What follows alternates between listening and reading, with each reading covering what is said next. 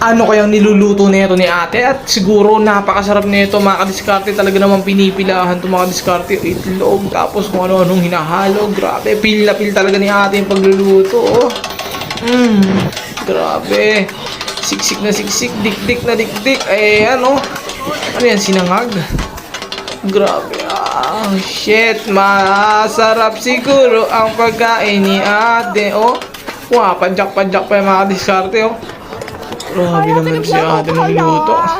Kaya siguro siya pinipilahan sa ganyan technique mga diskarte. Kaya yung mga may mga restaurant dyan o may mga pagkain na ganito na pwede nyo iserve na ganyan. Gayahin nyo si ate. Talaga naman pinipilahan siya mga diskarte. Oh. Eto yung diskarte para makatawag pansin sa mga customer. Oh. Di ba? Oh, ha? Oh, di ba? Napakalupit ni ate magluto ng sinangag ah. O, akin na yung plato mo. Eto na para sa'yo. Oh,